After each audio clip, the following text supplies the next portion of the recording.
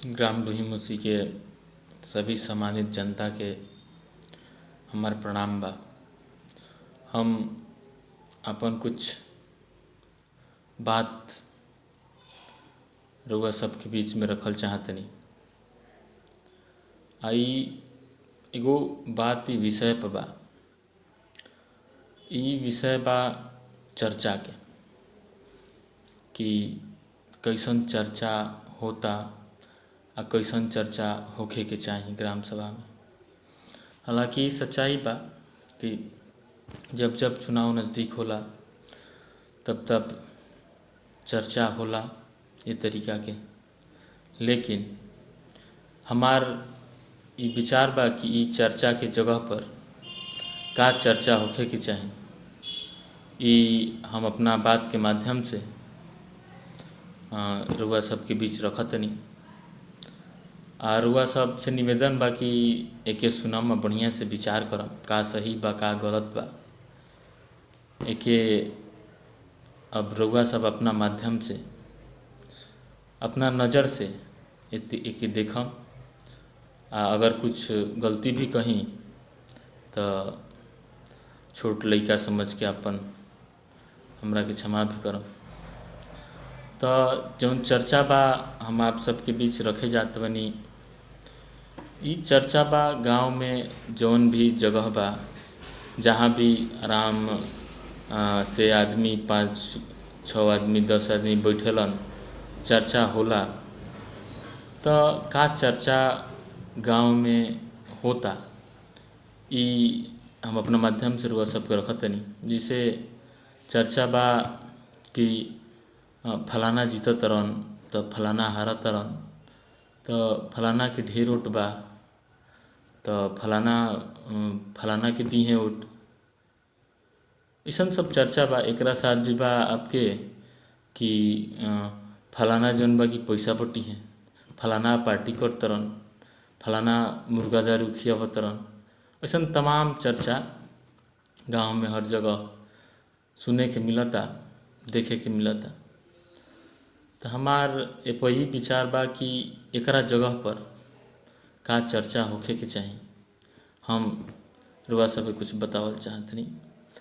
हो सकेला कि रउआ सबके भी ये समझ होके हो का सकेला पूरा 100% ही सहमति होई हमरा अनुमान से। तो ई सब जौन फिजूल के चीज़ बा एकरा जगह पर का चर्चा होखे के चाही अगर गांव के हमनी के विकसित करे के बता। तो हम आपके बताओ तनी गांव के ई सब चर्चा पर चर्चा होखे के चाही कि गांव में कूड़ादान काहे नइखे, गांव में बैठे वाला सीट काहे नइखे। हमनी के जैसे 5 जात नहीं जा तो रास्ता में जौन जौन भी गांव पड़त रह स, चाहे अपना नदी के ओ पलटा चल जाई जा, जौन जौन भी गांव पड़त रह स उमे कुछ सुविधा लौकत रही से जौन कि अपना गांव में वो सुविधा नइखे। आखिर एकर का कारण बा? एमे कूड़ादान के व्यवस्था होता, बैठे वाला सीट के व्यवस्था होता। अगर चाही जाए तो विद्यालय में लइकन खातिर ब्रेंच हो सकता कि नहीं हो सकता तो कैसे हो सकता।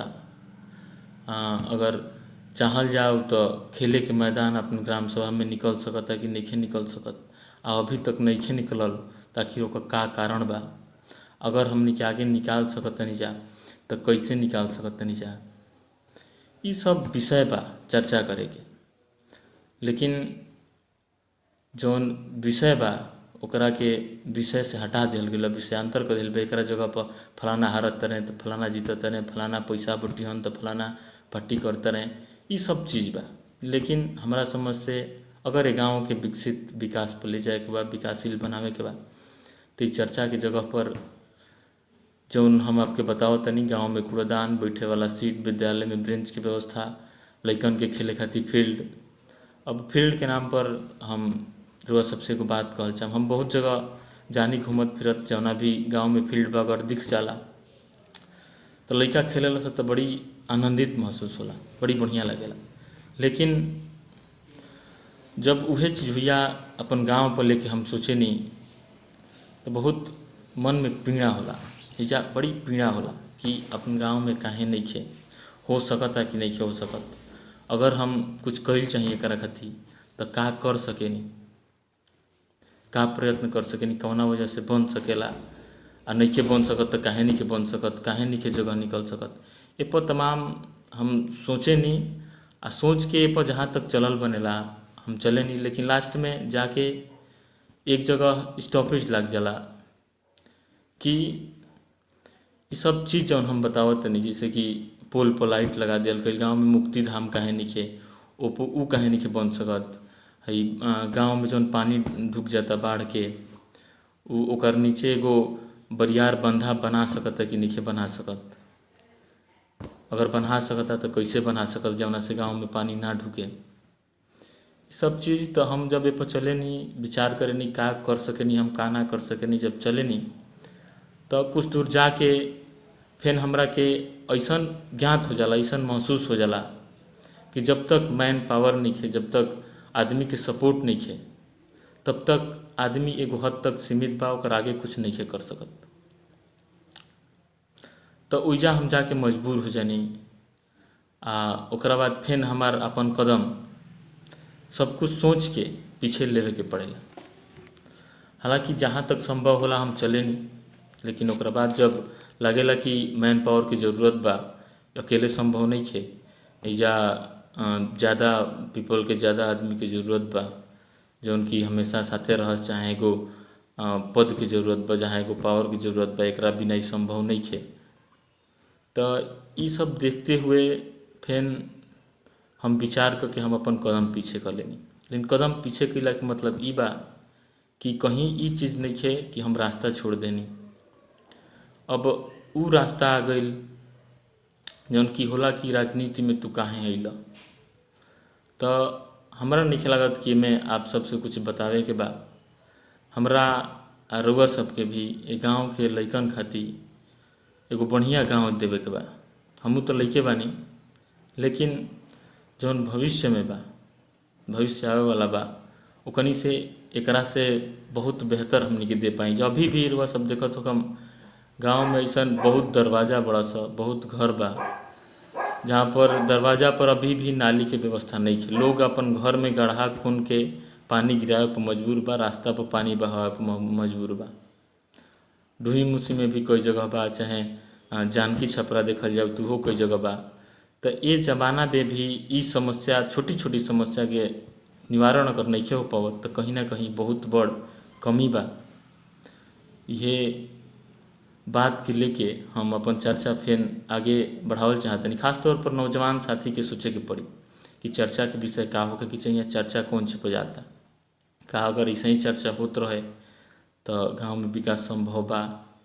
ये पर विचार करे के पड़ी रउआ सबके। तो अब कई जगह बा कि ई सब के लेके, चुनावी माहौल के लेके बहुत लोग बा कि हम फलाना के समर्थक हई, फलाना के समर्थक हई, कोनो दिक्कत नहीं है। लेकिन एगो बात हम क्लियर कह सकतनी, हम खुद ये चीज़ के महसूस कइले बानी कि अगर समर्थक बने के बाद तो गांव के समर्थक बनी सके।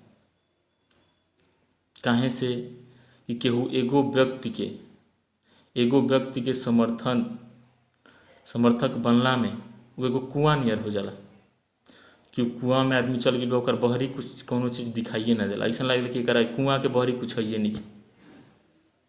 तो समर्थक जेकर बानी ओकर रही, लेकिन ओकरा अलावा उमें से निकल के, बाहर निकल के गांव के बारे में भी सोची, ये सब चीज़ के बारे में भी सोची। आई तबे संभव बा जब वो समर्थक से आदमी बहरी निकल पाई, तब ये चीज़ दिखी ना, तो एगो दायरा बन जाई कि हम इतने तक जौन बा कि दिमाग काम कर पाई, लास्ट में आके वही ब्लॉक हो जाए। चाहे केहू के समर्थक के, हमारे समर्थकों के लोग, चाहे दूसर प्रत्याशी केहू के समर्थकों के, एगो दायरा बन जाई और ओकरा ऊपर सोच ना पाई। तो जौन कुआं बा, जौना में समर्थक नाम के चीज़ बा, समर्थन से ऊपर निकल के, कुआं से ऊपर निकल के अगर देखी तो गांव में बहुत सारा समस्या लौकी और ओकर समाधान करे के भी बहुत सारा विचार आई।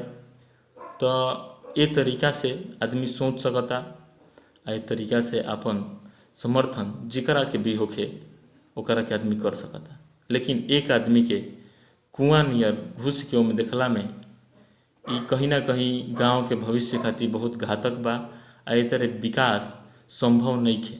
आप समर्थक बनी तो गांव के समर्थक बनी, कोनो प्रत्याशी के समर्थक मत बनी। जब गांव के समर्थक बनम तो गांव के विकास के बारे में सोच पाई, गांव में का कमी बा ओकरा बारे में सोच पाई, का होखे के चाहिए गांव में ओकरा बारे में सोच पाई। अभी तक हमनी गांव में मुक्ति धाम नहीं है, जहाँ पर बरसात के मौसम में आदमी के जेकर मृत्यु होला ओकरा के ले जाके ओकरा के हमनी के भोजपुरी में परवाही कहन जा, परवाही कर सकी जा, जला सकी जा, उनकर अंतिम संस्कार कर सकी जा। ताकि काहे नहीं के होके के चाहिए कि ना होके के चाहिए, अगर होके के चाहिए अगर हुई तो कैसे हुई, ये सब चीज़ पर चर्चा करे के पड़ी गाँव के अगर विकास पर ले जाए के बता। आई खाली एगो चीज़ नहीं कि ऐसा बहुत सारा चीज़ बा, बहुत सारा चीज़ बा ऐसा ऐसन।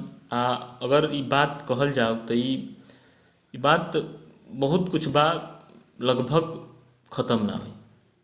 आ इहे सब जब हम दूसरा जगह उस तरीका से देखें तो मन में बहुत पीड़ा होला।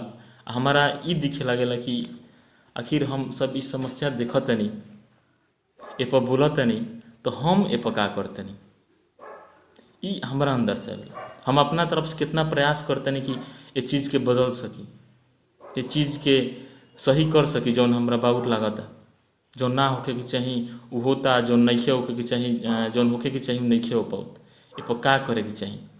तो पर लगातार हमरा जौन कुछ भी दिखेला ऊपर चले नहीं। हम रुआ सबसे यह कहम, वोट तो बहुत दूर के बाद बा, जीतल हारल बहुत दूर के बाद बा। अब कोई आदमी लड़ी तो के आदमी जीती, ये हकीकत बा, लेकिन जितला जितला में भाती बा। बहुत लोग जीतल अभी तक ये गाँव में, का कैला सबका सामने बा, केहू से कुछ छुपल तो बा ना, सब केहू जानता। एक बात हम खुलेआम कहल चाहतनी ये वीडियो के माध्यम से, ये जनता के दुलार प्यार जेकरा के जितना मिलल बा वो उतना जनता के संगे गद्दारी कैले बा। ये बात एकदम मान ली रुआ सब, जेकरा जितना दुलार प्यार मिलल बा वो उतना जनता के संगे गद्दारी कैले बा। ये हकीकत बात बा, ये मुँह छुपावल बात नहीं है। रुआ सब एकरा के समझ सकतनी बैठ के एक जगह। तो मुद्दा के बात करी, विकास के बात करी, कैसे विकास होई। फलाना खियावत तरे, फलाना जीतत तरे, फलाना हारत तरे, फलाना के हतनी ओट, फलाना के होतनी ओट, तो इनमें कुछ मिली ना, कुछ ना मिली। रहल बात 5 साल के बाद बा, तो 5 साल चले के बा, फैसला 10 दिन में 15 दिन में करे के बा। तो 5 साल के फैसला 10-12 दिन में कर देवे के बा। तो अब ई सोचे के बा कि 10-12 दिन हमरा के बढ़िया चाहिए कि 5 साल बढ़िया चाहिए, ई सोच के रुआ सब काम करी। हम उम्मीद देतानी कि अगर रुआ सबके प्यार रहल, दुलार रहल, तो जौन कुछ भी एजा हमारा नज़र में, रुआ सबके नज़र में जौन कुछ भी खराब बा, जौन कुछ भी होखे के चाहिए नहीं खे होत, ओकरा खातिर हम अपन जान लगा देम। जरूरी नहीं है कि प्रधानी जितला के बाद प्रधानी हरबो करम हम, तो हमरा जितना हो सके उतना करम, ओकरा से हम कभी पीछे ना हटम, जब तक जियम तब तक। लेकिन अब ई चीज़ पॉइंट वाला जरूर बा कि प्रधानी अगर हम जीतत नहीं तो थोड़ा बेहतर कर पाई, ओकरा से बढ़िया कर पाई, अधिका कर पाई। नहीं जीतत तो कम कर पाई, इतने बस मतलब बा। और ही कोनो ई नहीं है कि जीत के जौन बा कि हमारा प्रधान जी कहे के बा, हमारा घर वाला कहे के बा कि प्रधान जी के घर है, ऐसा ये सब तुच्छ बात है। सबसे हमारा दूर दूर तक कोनो मतलब नहीं है। लेकिन जब कुछ कमी लौकेला तो बड़ी पीड़ा होला, और हमारा अंदर एगो सवाल पैदा करेला कि तू एक खातिर का करता, का कर सकेला। तो ये सब चीज़ के देख के हम में कदम रख ले बनी कि जौन एक तरीका से हम नहीं बदल पावत, नहीं कुछ कर पावत, वो तरीका से अगर जनता के प्यार दुलार मिलता तो हम बेहतर कर पाई, बढ़िया तरीका से कर पाई। यही से हम इनमें कदम रख ले बनी और वह सबके बीच में अपन प्रधानी के चुनाव के फार्म डाले वाला बनी। बहुत लोग बहुत कुछ कहेला, लेकिन देखी कहला में कैला में बहुत अंतर बा। आ रउआ सब हर चीज़ के देखतनी सुनतनी। एमे बहुत लोग बाकी जैसे कि आपसी रिश्ता खराब कर लेला, ई ना चाही। जे जेकर समर्थक बा उ एकर मतलब ई ना कि उ दुश्मन बा ना, वो गांव के बारू सब गांव के बनी, एकरा से आपसी में कोनो मतभेद ना होके के चाही। हाँ, अगर दम बावे बोली के कन्वेंस करे के, अपना अंदर लियावे के, वो तरीका से बातचीत करके कन्वेंस करे के, चाहे अपन काम दिया कन्वेंस करे, तो कोनो दिक्कत नहीं के। लेकिन जबरदस्ती वाला ही कुछ लोग बात करता ना देबो उठवा तो हम तार हई उखाड़ लेम, उखाड़ लेम, तो ये बहुत गंदा राजनीति बिया, ये तरीके से ना होके के चाही। लेकिन फिर भी ये तरीका के तोड़ तो अब रउए सब के हाथ में बा, रउए सब जनता के हाथ में बा। जनता जेकरा के चाही ओकरा के जिताई, जेकरा के चाही ओकरा के हराई, ये सब जनता के हाथ में बा। हमार मकसद खलिया बदलाव बा, कैसे गांव में बदलाव कइल जाओ, बदलाव लियावल जा। आ लगातार हम प्रयासरत भी रहे नहीं जहाँ तक हमरा से हो सकेला। हम कई बार प्रयासों कैले बनी, अलग अलग मैटर के लेके, अलग अलग बात के लेके, बहुत में सफलता भी मिलल बा। ऐसा नहीं कि हर चीज़ में असफल बा आदमी, बहुत चीज़ में सफलता मिलल बा। बहुत चीज़ ई हमरा के डोनेट कर देला कि जब तक तू प्रधान ना बन जेब तब तक कि तू नहीं कर सकत। बहुत सारा चीज़ बा कि हमरा के डायरेक्ट निर्देश दे देला कि बिना बनले ई काम नहीं कर पावत, ये चीज़ हमरा के बता देला। हम समझ जानी और चीज़ के फिर भी ओकरा के प्रण लेके आज नहीं करत तो फिर जब मौका मिली, जब जनता हमरा के अपन प्यार दुलार दी तो फिर हम करब। लेकिन ओकरा के भुलाइम ना, ओकरा के साइड में रखले रहम, जब भी मौका मिली ओकरा के हम करम। एगो बेहतर भविष्य एजा के गाँव के जौन भी लइका बड़ा सा ओकनी के देवे काम करम, ये हम सोच हमेशा रखें। वीडियो बहुत लंबा हो गई, चूँकि विषय है कुछ ऐसा रहा, तो एकरा खातिर इतना समय देवला खातिर रउआ सबके बहुत बहुत धन्यवाद। आए के देखी पर विचार करी। हम ऐसे ही जौन भी हमारा मन में ऐसा विस्पात हुई, हम आपसे वीडियो के माध्यम से, व्यक्तिगत माध्यम से हमेशा रूबरू होत रहम और सबके आशीर्वाद पावत रहम। एक साथ हम विदाई लें। प्रणाम, आदाब।